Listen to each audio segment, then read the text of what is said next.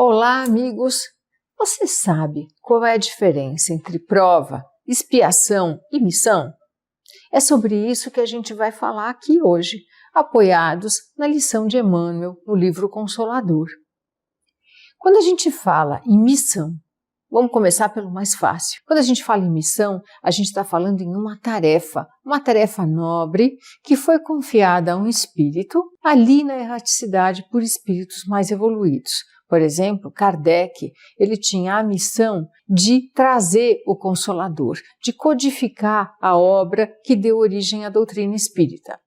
E se ele não fizesse? Se ele não fizesse, outros espíritos estavam ali já apostos para assumir essa tarefa, porque quando é uma missão, o espírito pode recusar? Ele pode recusar e outros vão assumir o seu lugar. É claro que isso em prejuízo dele mesmo, que assumiu aquela tarefa, aquele compromisso com a espiritualidade. A gente também tem outros missionários, né? Chico Xavier, Divaldo, que vieram ali com uma missão específica e estão se desincumbindo e se desincumbiram dela. Então, missão é o mais fácil da gente compreender. Quando a gente fala em provas e expiações, às vezes o pessoal faz um pouco de confusão, mas Emmanuel explica super direitinho. Então, o que ele explica?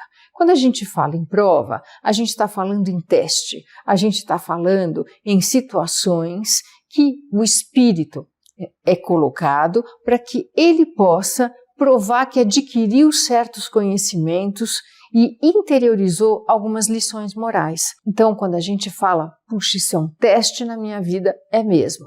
E como é que a gente entende quando é uma prova? Porque acontece repetidas vezes. Então, quando alguém fala assim, isso sempre acontece comigo, é prova. E vai continuar acontecendo enquanto a gente não tiver uma resposta emocional diferente. Por exemplo, alguém que fala assim, eu sempre brigo ou sempre arrumo confusão no trânsito. Isso é um teste, é uma prova. Enquanto a pessoa continuar reproduzindo os mesmos comportamentos, aquela situação vai acontecer de novo e mais outra vez na sua vida.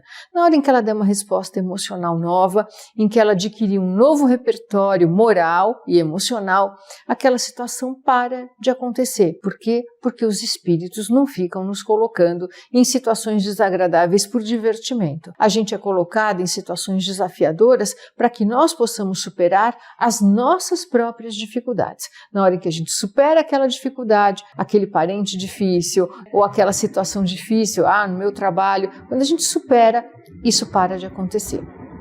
Agora, vamos para as expiações, né? Que são as situações que reproduzem alguma coisa que a gente mesmo praticou. Então é um castigo? Não é castigo, porque não existe castigo no repertório de Deus. O que existe são as consequências de atos equivocados que foram praticados por nós mesmos no passado. Então nós vamos sofrer as consequências do mal que nós mesmos causamos a alguém. E aí a gente tem essas expiações. Essas expiações, então, são essas consequências. E elas podem ser individuais ou coletivas, né? Quando a gente vê situações no mundo em que um grande número de pessoas, ou até mesmo nações, passam por desafios imensos, a gente tem essas expiações, que são as consequências de um ato que foi praticado lá atrás, em outras vidas, ou até nessa. E a gente tem que arcar ali com as consequências do que a gente fez, pela lei de causa e efeito.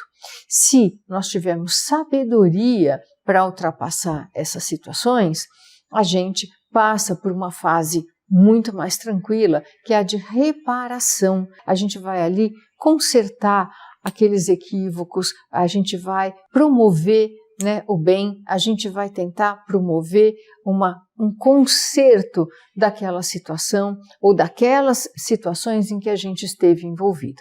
Espero que vocês tenham gostado da explicação. Muito obrigada.